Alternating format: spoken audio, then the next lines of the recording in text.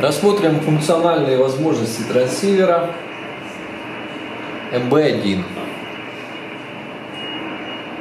На лицевой панели трансивера имеется 7-дюймовый дисплей с тач-панелью, с сенсорным экраном, который можно использовать для управления.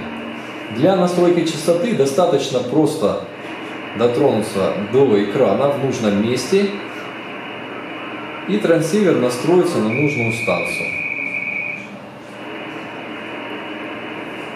Также у трансивера имеются кнопки управления, энкодеры управления основными функциями, энкодеры, оптические волкодеры для управления частотой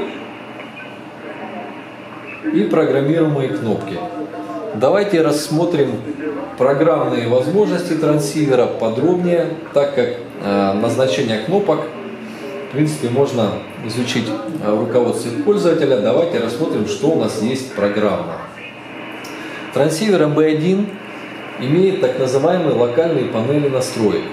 Открываются они долгим нажатием на соответствующие кнопки, и таким образом они открываются. К примеру, давайте по порядку. При нажатии на кнопку Tune, нажатии и удержании примерно 0,81 секунда, открывается панель настроек тюнера.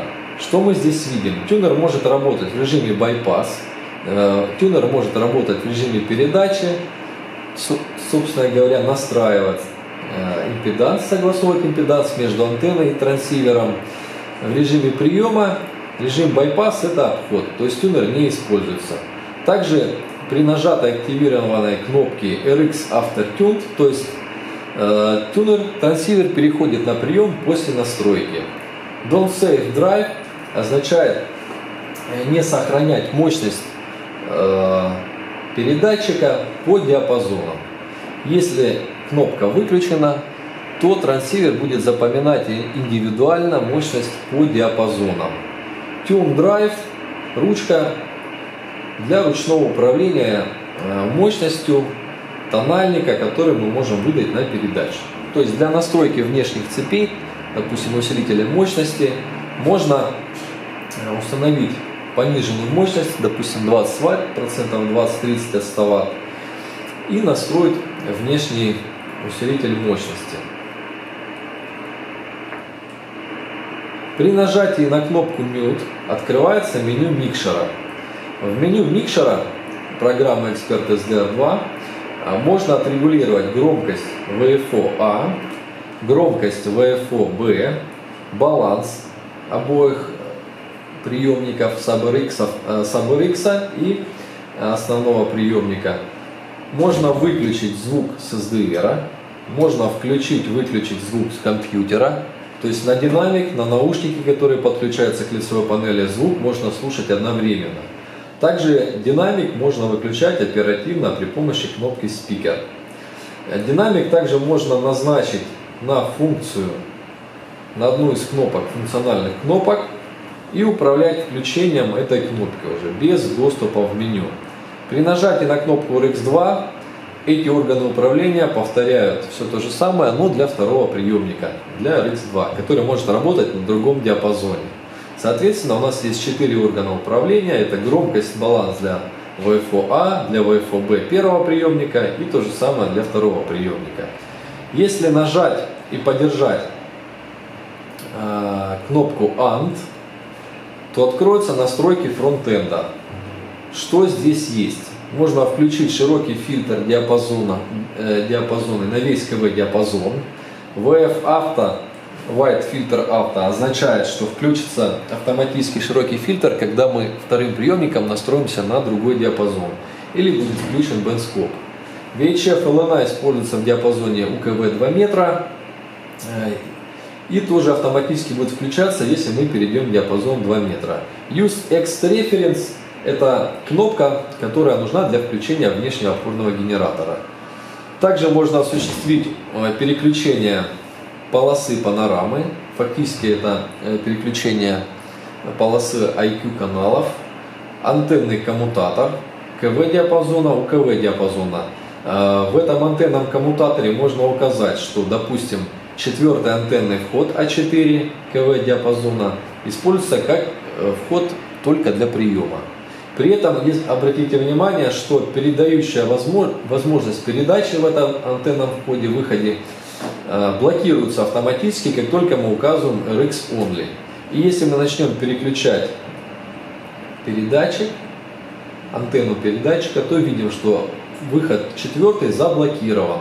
Это нужно для того, что если вы подключаете приемную антенну к одному из антенных разъемов, к одному из 4, блокируем здесь режим передачи, указываем RX Only, и теперь мы не сможем подать сигнал передатчика на этот антенный разъем. Таким образом мы не сожгем свою приемную антенну, допустим, какая-то рамка, beverage или что-то другое, работающее только на прием. Можно указать до 3 приемных антенн, передача в эти разъемы будет заблокирована. Можно убрать, тогда передатчик можно настроить на любой антенный разъем. То же самое прием. УКВ коммутатор УКВ диапазона, вход RX IN, который есть на задней панели, можно его активировать, и АЦП скоростное, то есть наш приемник подключится именно к этому входу. DAC-out означает, что передача будет вестись в маломощный 10 милливаттный выход DAC-out. Мощность плавно регулируется от 0 до 10 милливатт. При нажатии на любую из кнопок вида модуляции открывается меню настроек ЧМ вида модуляции. Что здесь есть? Здесь есть включение бёрст-тона, это для активации репитеров, как правило, используется в Европе. Включение репитерного режима, соответственно, можно указать разнос.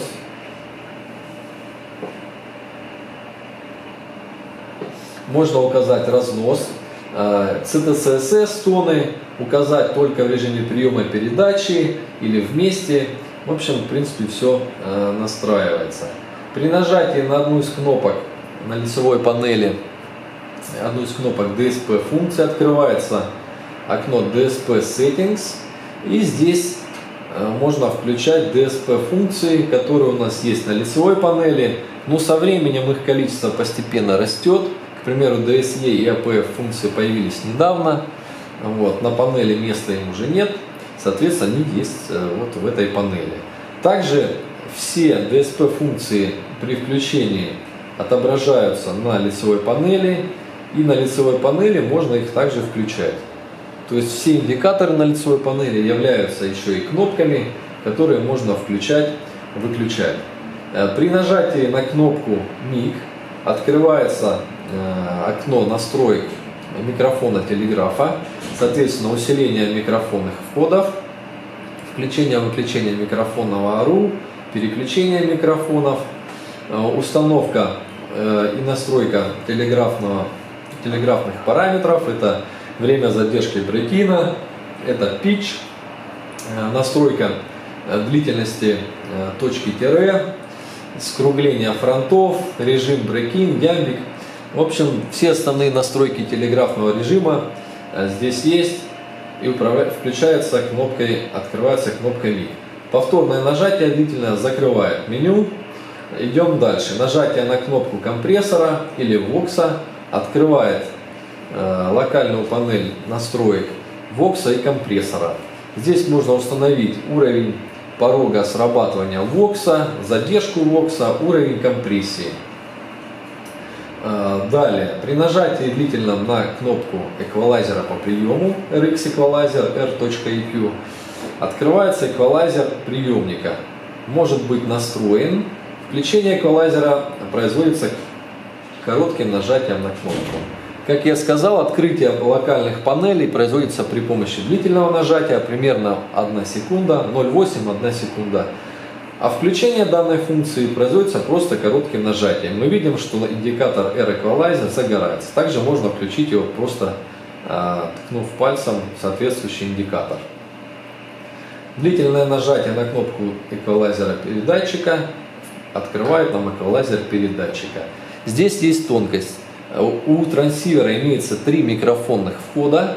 MIC-1 под электретник, MIC-2 под динамический микрофон и микрофон компьютерный, допустим, звуковая карта компьютера или виртуальный аудиокабель, который может быть подключен к какой-то другой программе обработки. Каждый из этих входов имеет свой эквалайзер. К примеру, сейчас выбран вход MIC1. Вот. Мы можем настроить эквалайзер, соответственно, для этого микрофона, нашего гипотетического. Вот. И он сохранится. При переключении на вход MIC2 можно подстроить эквалайзер определенным образом. Сейчас я просто для примера настраиваю характеристику. Переключаемся на компьютерный вход. Теперь при переключении микрофонных входов мы видим, что эквалайзер запоминает настройки. Так, теперь, что у нас есть еще? Закрытие панели локальной можно произвести при помощи крестика или при помощи соответствующей кнопки, которая вызвала эти настройки.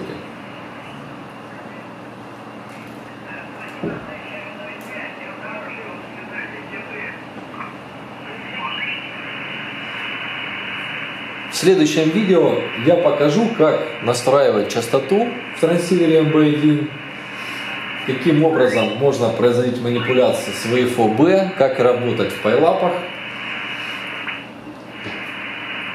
Ну, на этом все.